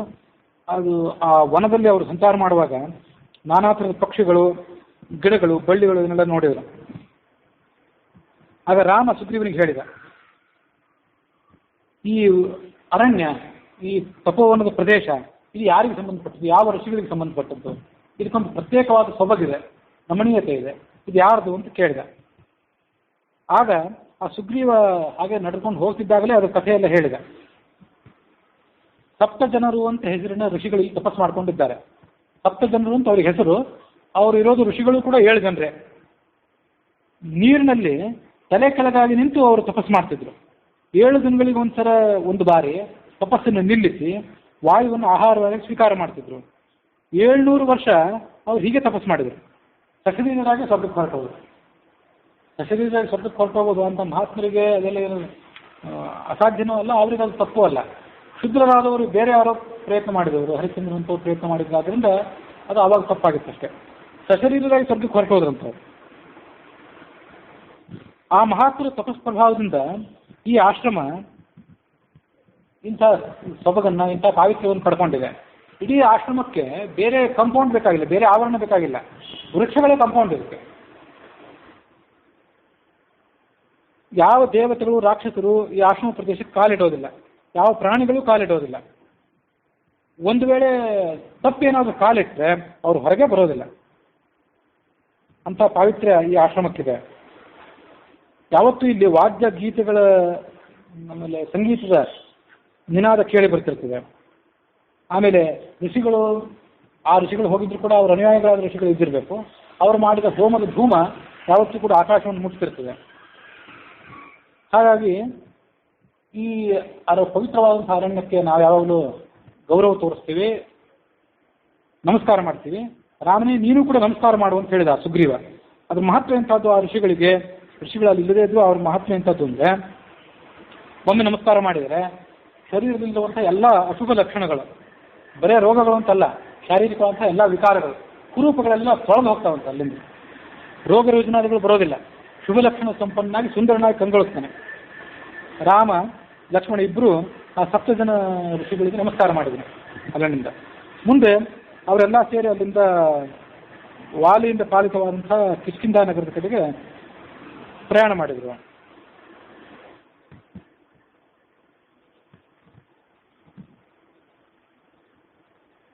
ಸುಗ್ರೀವ ಹೇಳಿದ, ನಾವೀಗ ಕಿಷ್ಕಿಂಧ ಪಟ್ಟಣಕ್ಕೆ ಬಂದಿದ್ದೇವೆ. ನಾನಾ ಥರದ ಆಯುಧಗಳು, ಧ್ವಜಗಳು ಇವೆಲ್ಲ ಈ ಕಿಷ್ಕಿಂಧ ನಗರದ ಕೋಟೆ ಗೋಡೆ ಮೇಲಿವೆ. ಈಗ ನಿನ್ನ ಪ್ರತಿಜ್ಞೆ ಸಫಲ ಆಗಬೇಕು, ಹಾಗೆ ಮಾಡು ಅಂತ ಹೇಳಿದ. ರಾಮನೂ ಹೇಳಿದ, ಗಜಪುಷ್ಪಿ ಹಾರವನ್ನು ನೀನು ಧಾರಣೆ ಮಾಡಿದ್ದೆ, ಆದ್ರಿಂದ ಇದು ಸ್ಪಷ್ಟವಾಗಿ ಗೊತ್ತಾಗುವಂತಿದೆ. ನೀನು ಈಗ ಯುದ್ಧ ಮಾಡು, ನಾನು ವಾಲಿಯನ್ನು ಕೊಂದು ಹಾಕಿಬಿಡ್ತೇನೆ. ನಿನ್ನ ಎದುರಿಗೆ ನಾನು 7 ಸಾಲು ವೃಕ್ಷಗಳನ್ನು, ದುಂದುಬಿ ಅಸ್ಥಿಪಂಜರವನ್ನು ಎಲ್ಲ ಕೆಲವೊಂದು ಗತಿ ಕಾಣಿಸಿ ನನ್ನ ಪರಾಕ್ರಮ ತೋರಿಸಿದ್ದೇನೆ. ಸುಗ್ರೀವ ಈಗ ನೀನು ಅಲ್ಲಿ ಹೋದಾಗ ಗರ್ಜನೆ ಮಾಡಿದರೆ ವಾಲಿ ನಿನ್ನ ಗರ್ಜನೆಯನ್ನು ಕೇಳದೆ ಹೊರಗೆ ಬರ್ತಾನೆ. ಅವನಿಗೆ ಮಹಾಪರಾಕ್ರಮಿ, ತನ್ನ ಅಂತಃಪುರದಲ್ಲಿ ಸ್ತ್ರೀಯರ ಜೊತೆ ಕೂತ್ಕೊಂಡಿದ್ದಿರ್ಬೋದು. ಆ ಸ್ತ್ರೀಯರ ಜೊತೆ ಕೂತ್ಕೊಂಡಿದ್ದಾಗ ಇಂಥವ್ರು ಯಾರೊಬ್ಬರು ಮತ್ತೊಬ್ಬ ಬಲಿಷ್ಠ ಪುರುಷ ಈ ಗರ್ಜನೆ ಮಾಡಿದರೆ ಸಹಿಸ್ಕೊಳ್ಳಿಕ್ಕಾಗೋದಿಲ್ಲ, ಹೊರಗೆ ಬರ್ತಾನೆ. ಗರ್ಜನೆ ಮಾಡು, ಕರಿ ಅಂತ ಹೇಳಿದ. ಸುಗ್ರೀವ ಗರ್ಜನೆ ಮಾಡಿದಾಗ ಅಲ್ಲಿದ್ದಂಥ ಹಸುಗಳು, ವೃಷಭಗಳೆಲ್ಲ ಹೆದರಿ ಓಡಿ ಹೋದವು ಈ ಗರ್ಜನೆಯನ್ನು ಕೇಳಿ. ಪಕ್ಷಿಗಳೆಲ್ಲ ಆಕಾಶದಿಂದ ತಪ್ಪ ಕೆಳಗೆ ಬಿದ್ದು ಹಾರೋದನ್ನು ನಿಲ್ಲಿಸಿ ಭಯಂಕರವಾಗಿ ಗರ್ಜನೆ ಮಾಡಿದ. ರಾಮನ ಪ್ರೋತ್ಸಾಹದಿಂದ ಅವನ ಶಕ್ತಿಯು ಕೂಡ ಹೆಚ್ಚಿತು, ಆ ಸುಗ್ರೀವನ ಶಕ್ತಿ. ವಾಲಿ ಯುದ್ಧಕ್ಕೆ ಹೊರಟ. ಕೋಪನೂ ಬಂದಿತ್ತು ಅವನಿಗೆ. ಅದು ವೇಗದಿಂದ ಎದ್ದಕ್ಕೆ ಹೊರಟ. ಆಗ ಅವನ ಪತ್ನಿ ತಾರಾ ಅವನನ್ನು ಆಲಿಂಗನ ಮಾಡ್ಕೊಂಡು ಈಗ ಹೇಳಿದ್ಲು, ಹಾಸಿಗೆ ಮೇಲೆ ಮಲ್ಕೊಂಡಿದ್ದಿ, ಇದಕ್ಕಿದ್ದಂತೆ ಎದ್ದು ಹೊರಟಿದ್ದೀನಿ. ಈಗ ಈ ಕೋಪವನ್ನು ಪರಿತ್ಯಾಗ ಮಾಡು. ಬೆಳಗಾದ್ಮೇಲೆ ಬೇಕಾದ್ರೆ ಸುಗ್ರೀವನ ಜೊತೆ ಯುದ್ಧ ಮಾಡ್ಬೋದು, ಈಗ ಬೇಡ. ಈಗಲೇ ನೀನು ಮಾಡಿದರೆ ಅದ್ರ ಪರಿಣಾಮ ಏನಾಗುತ್ತೆ ನನಗೆ ಗೊತ್ತಿಲ್ಲ, ಸರಿಯಾಗಿ ಕಾಣ್ತಿಲ್ಲ ನನಗೆ. ಯಾಕೆಂದರೆ ಸುಗ್ರೀವ ಈ ಕೆಲವು ದಿವಸದ ಹಿಂದೆ ನಿನ್ನನ್ನು ಯುದ್ಧಕ್ಕೆ ಕರೆದಿದ್ದ. ಆ ಸಂದರ್ಭದಲ್ಲಿ ನಾನು ತಡೆದರೂ ಕೂಡ ನೀನು ಹೋಗಿದ್ದಿ, ಅವನನ್ನು ಸೋಲಿಸಿ ಕಳಿಸಿದ್ದೆ. ಆವಾಗ ನಿನ್ನ ಕಡೆಯಿಂದ ಪೆಟ್ಟು ತಿಂದರೂ ಕೂಡ ಮತ್ತೆ ಆತ ಬಂದಿದ್ದಾನೆ ಅಂದರೆ ಅವನಿಗೆ ಏನೋ ಬೇರೆ ಒಂದು ಸಹಾಯ ಸಿಕ್ಕಿರಬೇಕು, ಒಂದು ಏನಾದರೂ ಆಸರೆ ಸಿಕ್ಕಿರಬೇಕು. ಅದು ನನ್ನ ಸಂಶಯಕ್ಕೆ ಕಾರಣ ಆಗಿದೆ. ಮತ್ತು ಈಗ ಆತ ಗರ್ಜನೆ ಮಾಡೋ ರೀತಿ, ನಿನ್ನನ್ನು ಕರೆಯುವ ರೀತಿ ಹಿಂದೆ ಕರೆದಂತೆ ಕಾಣಿಸ್ತಿಲ್ಲ. ಅವನಿಗೇನೋ ಶಕ್ತಿ ಹೆಚ್ಚಾದಂತೆ ಕಾಣಿಸ್ತಿದೆ. ಅವನು ಸುಗ್ರೀವನು ಕೂಡ ಮಹಾ ನೀತಿಶಾಸ್ತ್ರಜ್ಞನು, ಬುದ್ಧಿವಂತ. ಅದಲ್ಲದೆ ಮತ್ತೊಂದು ಸಂಗತಿ ಏನಿದೆ ಅಂದರೆ, ನಮ್ಮ ಮಗ ಅಂಗದ ಹಿಂದೊಮ್ಮೆ ಅರಣ್ಯದಲ್ಲಿ ಸಂಚಾರ ಮಾಡುವಾಗ ಒಂದು ಸುದ್ದಿಯನ್ನು ತಂದು ನನಗೆ ಹೇಳಿದ್ದ. ಅದೇನೆಂದರೆ, ಆ ರಹಸ್ಯ ಏನಂದರೆ, ಇಕ್ಷ್ವಾಕು ವಂಶದಲ್ಲಿ ಹುಟ್ಟಿದಂಥ ರಾಮ ಲಕ್ಷ್ಮಣ ಅನ್ನೋರಿಬ್ಬರು ಕಾರಣಾಂತರದಿಂದ ಅರಣ್ಯಕ್ಕೆ ಬಂದಿದ್ದಾರೆ. ಸುಗ್ರೀವನಿಗೆ ಅವರಿಗೆ ಸ್ನೇಹ ಉಂಟಾಗಿದೆ. ರಾಮ ಎಂಥವನು ಅಂದರೆ ಶತ್ರುವನ್ನು ಧ್ವಂಸ ಮಾಡುವಂಥವನು, ಬೇಕಾದ ಶಕ್ತಿ ಇದ್ದವನು, ಎಲ್ಲ ಶರಣಾಗತರಾದವರಿಗೆ ರಕ್ಷಕನಾದವನು, ತಂದೆ ಆಜ್ಞೆಯನ್ನು ಪಾಲನೆ ಮಾಡಬೇಕು ಅಂತ ಕಾಡಿಗೆ ಬಂದವನು. ಹೀಗೆ ರಾಮನಿಗೂ ಸುಗ್ರೀವನಿಗೂ ಸ್ನೇಹ ಏರ್ಪಟ್ಟಿರುವಾಗ ಆ ರಾಮನಂಥವನ ಜೊತೆ ವಿರೋಧ ಏರ್ಪಡಿಸ್ಕೊಳ್ಳೋದೇನಿದೆ, ನಿನಗದು ಉಚಿತ ಅಲ್ಲ, ಹಾಗಾಗಿ ಹೋಗಬೇಡ ಅಂತಂದವು.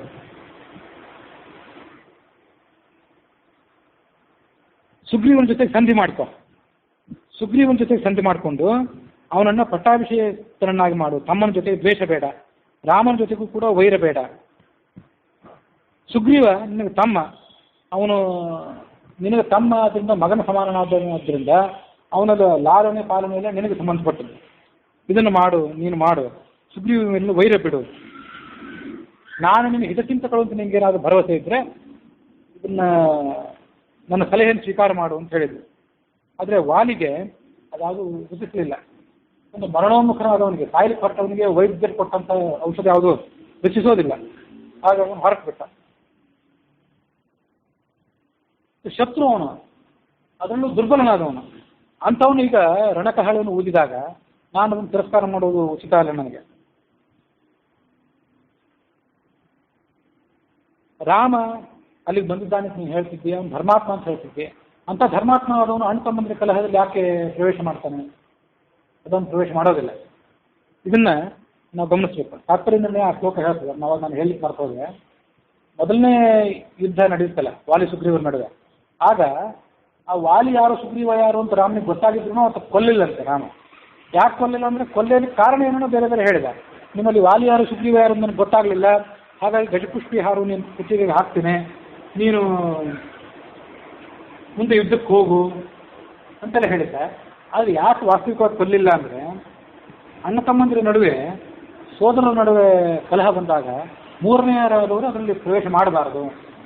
ಸುಮ್ಮನೆ ಯಾರೋ ಒಬ್ಬರು ಮಾತನ್ನು ಕೇಳಿ ಅಲ್ಲೇನೋ ತೀಕ್ಷ್ಣವಂಥ ಪ್ರತೀಕಾರವನ್ನು ಮಾಡಿ ಅನಾಹುತ ಜಾರಿ ಮಾಡಿ ಕೊಡಬಾರ್ದು.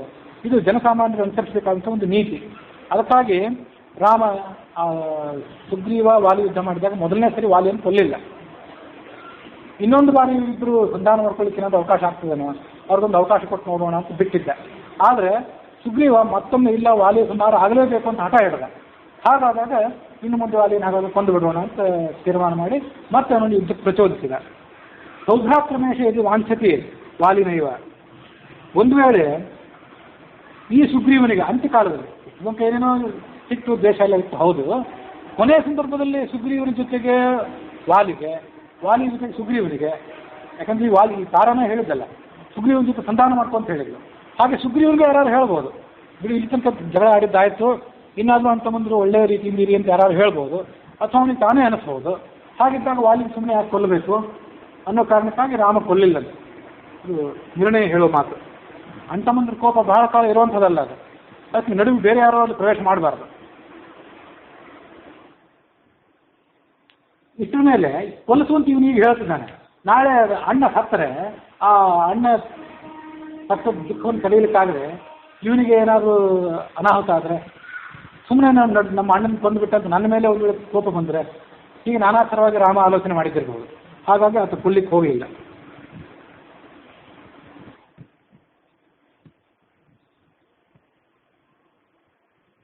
ಆದರೆ ಆ ಸುಗ್ರೀವ ಮರಳಿ ಬಂದ, ಇಲ್ಲ ವಾಲಿ ಸಂಹಾರ ಆಗಲೇಬೇಕು ಅಂತ ಹಠ ಹಿಡಿದ. ಹಾಗಾದರೆ ಈ ವಾಲಿ ಸುಗ್ರೀವರ ನಡುವೆ ಸಂಧಾನ ಏನು ಸಾಧ್ಯ ಆಗೋದಲ್ಲ ಅಂತ ರಾಮ ವಿಚಾರ ಮಾಡಿದ. ಯತ್ಪ್ರೇರಕ ಸಕಲ ಶೇಮುಷಿ ಸಂತತೇಶ್ಚ ತಸ್ಯ ಅಜ್ಞತಾಪತಃ. ಅವನಿಗಲ್ಲಿ ಎಲ್ಲ ದೇವತೆಗಳನ್ನು ಪ್ರೇರೇಪಣೆ ಮಾಡಬೇಕಂತ ಭಗವಂತವನು, ಅವನಿಗೆ ಅಜ್ಞಾನ ಇಲ್ಲ, ಯಾರು ಸುಗ್ರೀವ ಯಾರು ವಾಲಿ ಅಂತ ತಿಳ್ಕೊಳ್ಳೋದಕ್ಕೆ ಅಶಕ್ತಿ ಅವನಿಗಿಲ್ಲ. ಆದರೆ ಈ ಹಿಂದಿನ ಉದ್ದೇಶದಿಂದ ಆತ ಸುಮ್ಮನೆ ಇದ್ದ. ತೇನ ಉದಿತ ಆತ ಸದೃಢಂ, ಮತ್ತೆ ಇಲ್ಲ ವಾಲಿಯ ಹರಣ ಆಗಲೇಬೇಕು ಅಂತ ಸುಗ್ರೀವ ಹಠ ಹಿಡಿದ. ಹಾಗಾಗಿ ಕೊಲ್ತೇನೆ ಅಂತ ಈತ ತಯಾರಾದ.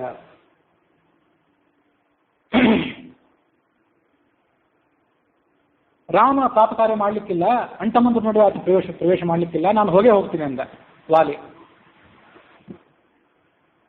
ವಾಲಿ ಹೇಳಿದ್ನ ತಾರೆಗೆ, ಎಲ್ಲ ಸ್ತ್ರೀಯರನ್ನು ಕರ್ಕೊಂಡು ನೀನು ಅಂತಃಪುರದ ಒಳಗೆ ಹೊರಟೋಗು, ನೀನು ಏನು ಬೇಕಾದನ್ನು ಹೇಳಬೇಕಾದನ್ನು ಹೇಳಿದ್ದಿ, ನಾನೀಗ ಸುಗ್ರೀವನ ಜೊತೆಗೆ ಹೋಗಿ ಅವನನ್ನು ನಾನು ಸೋಲಿಸ್ತೇನೆ, ಪರಮ ಶತ್ರುವಾಗಿದ್ದು ಅವನನ್ನು ನಾನು ಕೊಲ್ಲೋದಿಲ್ಲ ಅಂದ ವಾಲಿ. ಸುಗ್ರೀವನ ಕೊಲ್ಲೋ ಮನಸ್ಸು ಅವನಿಗೇನು ಇರಲಿಲ್ಲ. ಅವನಿಗೆ ಪೆಟ್ಟು ಹಾಕಿ ಆತ ಸೋತು ನಿತ್ರಾಣನಾಗಿ ಓಡಿ ಹೋಗುವಂತೆ ಮಾಡ್ತೇನೆ, ರಣರಂಗದಲ್ಲಿ ಅವನನ್ನು ಸ್ವಲ್ಪ ವಾಪಸ್ ಬರ್ತೀನಿ ಅಂದ. ಆಯ್ತು, ವಾಲಿಯನ್ನು ಅವಳು ಆಲಿಂಗನ ಮಾಡಿಕೊಂಡು ಮೌನವಾಗಿ ರೋದನ ಮಾಡ್ತಾ ಪತಿಗೆ ಪ್ರದಕ್ಷಿಣೆ ಮಾಡಿದ್ಲು. ಸ್ವಸ್ತಿವಾಸನೆ ಮಾಡಿ ಅವನನ್ನು ಕಳಿಸ್ಕೊಟ್ಲು. ವಾಲ್ಮೀಕಿ ರಾಮಾಯಣಕ್ಕನುಸಾರವಾಗಿ ಈ ಕಥೆ ಬಂತು. ಆನಂದ ರಾಮಾಯಣಕ್ಕನುಸಾರವಾಗಿ ಆ ವಾಲಿಗೆ ಮುಂದೆ ನಡೀಬೇಕಾದೆಲ್ಲ ಸ್ಪಷ್ಟವಾಗಿ ಗೊತ್ತಿತ್ತಂತೆ ಕಾಣಿಸ್ತದೆ. ಆತ ಈ ಮಾತು ಹೇಳಿದ. ಅದಕ್ಕಾಗಿ ಆನಂದ ರಾಮಾಯಣಕ್ಕೆ ಕೆಲವು ಕಡೆ ಉಳಿದ ಕಡೆ ಇಲ್ಲದೇ ಇರುವಂಥ ಮಹತ್ವ ಅದೇನಂದ್ರೆ, ತಾರೆ ಹೇಳಿದ್ದು ಅಂಗದ ಹೀಗೆ ರಾಮನ ಸುದ್ದಿ ತಂದಿದ್ದಾನೆ ಅಂತೆಲ್ಲ ಹೇಳಿದ್ದು ಅದೆಲ್ಲ ಇವನಿಗೂ ತಿಳಿದು ಬಂತು. ತತ್ತಾರಾ ವಚನಂ ಶುತ್ವ, ತಾರೆಯ ಮಾತನ್ನು ಕೇಳಿ ವಾಲಿ ಅವಳಿಗೆ ಹೇಳಿದಂತೆ, ಜಾನಾಮ್ಯಹಂ ರಾಘವಂ ನರರೂಪಧರಂ ಹರಿಂ, ಮನುಷ್ಯ ರೂಪದಲ್ಲಿ ಬಂದಂಥ ಹರಿ ಅವನು ಅಂತ ನನಗೆ ಗೊತ್ತಿದೆ. ಇದೇ ನನಗೆ ಗೊತ್ತಿಲ್ಲದೆ ಇರೋ ಸಂಗತಿ ಅಲ್ಲ. ಸಸ್ಯ ಹಸ್ತಾನ್ ಮೃತಿನ್ಮೇಸ್ತಿ ಗಚ್ಚಾಮಿ ಪರಮಂ ಪದಂ, ಅವನ ಕೈಯಿಂದ ನನಗೆ ಸಾವು ಬರೋದಾದರೆ ನಂಗೆ ನೇರವಾಗಿ ಸದ್ಗತಿ, ನನಗೆ ಚಿಂತೆ ಇಲ್ಲ ಅಂದ ಅವನು. ಮತ್ತು ಇದು ಮನುಷ್ಯನಲ್ಲಿ ದ್ವಂದ್ವ ಪ್ರವೃತ್ತಿ ಇರ್ತದಲ್ಲ, ಅವನು ಹೇಳಿದ, ಕದಾ ತತ್ಪತ್ನಿ ಭೋಗಸ್ಯ ಆನ್ರಣ್ಯಂ ಗಚ್ಚಾಮಿ ಭಾಮಿನಿ. ಇಲ್ಲಿ ತನಕ ನಾನು ಒಂದು ತಪ್ಪು ಮಾಡಿದೆ.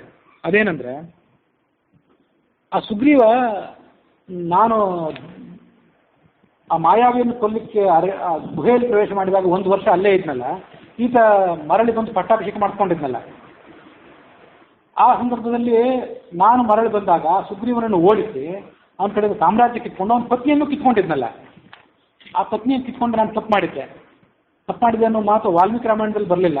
ಆನಂದ ರಾಮಾಯಣದಲ್ಲಿ ಆ ಮಾತು ಬಂತು. ತತ್ಪತ್ನಿ ಭೋಗಸ್ಯ ಆಂದ್ರಣ್ಯಂ, ಅವನ ಪತ್ನಿಯನ್ನು ನಾನು ಕಿತ್ಕೊಂಡು ನಾನು ಋಣಿ ಆದೆ ಅವನಿಗೆ. ಈಗ ನನ್ನ ಪತ್ನಿ ಅಂತ ನಿನ್ನನ್ನು ಆತ ನನ್ನ ಕಡೆಯಿಂದ ಕಿತ್ಕೊಳ್ಳಿ ನನ್ನ ಸಾವಿನ ಬಳಿಕ. ಹಾಗಾಗಿ ನಾನು ಮಾಡಿದಂಥ ಋಣ ಸಾಲ ತೀರಲಿ, ಎಲ್ಲ ಶುದ್ಧನಾಗಿ ನಾನು ಹೊರಟೋಗ್ತೀನಿ ಅಂತ ಭಾವಿಸಿದ ಅವನು. ಯದಾ ತ್ವಯಾ ಸ ಸುಗ್ರೀವ ಕರಿಷ್ಯತಿ ರತಿಂಪ್ರಿಯೆ, ನಾಳೆ ನನ್ನನ್ನು ಕೊಂದ ಮೇಲೆ ಸುಗ್ರೀವ ನಿನ್ನನ್ನು ಕಿತ್ಕೊಂಡಾಗ, ನನ್ನ ಕಡೆಯಿಂದ ವಶಪಡಿಸ್ಕೊಂಡಾಗ, ತದಾ ತತ್ವಜ್ಞ ಭೋಗಕ್ಕೆ ಆಂಧ್ರಜ್ಞಂ ಗಚ್ಚಾಮಿ, ನನ್ನ ಋಣ ಎಲ್ಲ ತೀರಿ ಹೋಗ್ತದೆ. ಅತಯೇವ ಮಾಲಿಕಾಮೆ ಗುಪ್ತಾಭೂಷ ಮತ್ಕ್ರಿಯೆ, ನನ್ನ ಕುತ್ತಿಗೆಯಲ್ಲಿ ಯಾವಾಗಲೂ ಹಾರ ಇರ್ತಿತ್ತಲ್ಲ, ಆ ಹಾರ ನಿನ್ನೆ ರಾತ್ರಿ ಕಳವಾಗಿದೆ, ಅದು ನಿನಗೆ ಗೊತ್ತಾಗಿರ್ಲಿಕ್ಕಿಲ್ಲ, ನನಗೆ ಗೊತ್ತಾಗಿದೆ ಅಂತ ವಾಲಿ ಆ ಹಾವನ್ನು ಕಳ್ತನ ಮಾಡಿತ್ತಲ್ಲ, ಆ ಕಳ್ತನವಾಗಿ ಆಗಿದೆ ಅಂದರೆ ಅದು ನನ್ನ ಸಾವಿದಾಗೆ ಕಳ್ತನ ಆಗಿದೆ, ಅದು ನನಗೆ ಗೊತ್ತು ಅಂತ ಅವನು. ಅದ್ಯಾಹಂ ರಾಮಬಾಣೇನ ಪ್ರತಿಷ್ಠಾಮಿ ರಣಾಂಗಣೆ, ರಾಮನ ಬಾಣದ ಏಟಂತಿಂದ ನಾನು ಹೊರಟೋಗ್ತೇನೆ. ಅದ್ಯ ಧನ್ಯೋಸ್ಮಿ ಹಂತಾರೆ ಧನ್ಯೋತೌ ಪಿತರವು ನಮ್ಮ ಅಪ್ಪ ರಕ್ಷದ ಅವನ ಪತ್ನಿ ಇಲ್ಲ ಅಂದರೆ ಪಿತರವು ಅಂತ ಸುಮ್ಮನೆ ಹೇಳಿದೆ ಅಷ್ಟೇ. ಪಿತರವು ಅಂತಂದ್ರೆ ಹೀಗೆ ಅರ್ಥ ಮಾಡ್ಬೋದು. ಪಿತರವು ಅನ್ನೋ ಶಬ್ದಕ್ಕೆ ತಂದೆ ತಾಯಿ ಅಂತನೂ ಅರ್ಥ, ಇಬ್ಬರು ತಂದೆ ಅಂದ್ರು ಅಂತ ಅರ್ಥ. ಸಂಸ್ಕೃತದ ವೈಶಿಷ್ಟ್ಯ ಅದು. ಪಿತರವು ಅಂತ ಆ ಪ್ರಥಮ ವಿಭಕ್ತಿ ದ್ವಿವಚನಕ್ಕೆ ತಂದೆ ತಾಯಿ ಇಬ್ಬರು ಸೇರಿ ಪಿತರವು ಆಗ್ತಾರೆ, ಅಥವಾ ಇಬ್ಬರು ತಂದೆ ಅಂದ್ರೆ ಸೇರಿ ಪಿತರವು ಆಗ್ತಾರೆ. ರಕ್ಷದ ಒಬ್ಬ, ಇಂದ್ರ ಮತ್ತೊಬ್ಬ, ಅವನು ತಂದೆನೇ. ಅವರಿಬ್ಬರು ಧನ್ಯರು, ಯಾಕೆಂದ್ರೆ ರಾಮನ ಬಾಣ ಚುಟ್ಟಾಗಿ ನಾನು ಸಾಯೋನಿದ್ದೇನೆ. ಏವಂ ಆಶ್ವಾಸ್ಯ ತಾಂತಾರಂ ಜಯೌ ವಾಲಿ ಪುರಾನ್ವಿತ. ತಾರಿಗೆ ಹೀಗೆ ಆಶ್ವಾಸನೆ ಕೊಟ್ಟು ತಾನು ಸಾಯಬೇಕಾದದ್ದು ಉಚಿತ, ತಾನು ತಪ್ಪು ಮಾಡಿದ್ದೇನೆ ಅಂತ ಅವನಿಗೆಲ್ಲ ಗೊತ್ತಿತ್ತು. ಹಾಗಾಗಿ ತಾನು ಸಾಯಬೇಕಾದದ್ದು ಯೋಗ್ಯ ಆಗಿದೆ, ರಾಮನನ್ನು ಕೊಂದ ತಪ್ಪಿಲ್ಲ ಅಂತ ಅವನಿಗೆ ಗೊತ್ತಿತ್ತು. ಹಾಗಾಗಿ ರಾಮ ಸುಗ್ರೀವ ವಾಲಿಗಳ ನಡುವೆ ಯುದ್ಧ ಆದಾಗ ಮರೆಯಲ್ಲಿ ನಿಂತು ಯಾಕೆ ಕೊಂದ ಅಂತ ಬೇರೆಯವ ಪ್ರಶ್ನೆ ಮಾಡಲೇಬಾರದು. ಯಾಕೆಂದ್ರೆ ಸಾಯುವವನು ಅವನಿಗೆ ಅದ್ರ ಬಗ್ಗೆ ಏನು ಆಕ್ಷೇಪ ಇಲ್ಲ, ಅವನ್ನ ಮುಂದೆ ಮತ್ತೆ ನೋಡ್ತೇವೆ. ಹೀಗೆ ಮಹೋತ್ಪಾತ ಅಂತ ದೊಡ್ಡ ದೊಡ್ಡ ಉತ್ಪಾತಗಳಾಗಲಿಕ್ಕೆ ಪ್ರಾರಂಭ ಆಯ್ತು ಅಂತ ಎಲ್ಲ ಕಡೆ. ವಾಲಿ ಸುಗ್ರೀವರು ಯುದ್ಧಕ್ಕೆ ಸನ್ನದ್ಧರಾದಾಗ ಹೀಗೆಲ್ಲ ಕಡೆ ಉತ್ಪಾತ ಆಯಿತು. ಅವರು ಮುಂದೆ ಯುದ್ಧಕ್ಕೆ ಸಿದ್ಧರಾದರು ಅನ್ನುವಲ್ಲಿಗೆ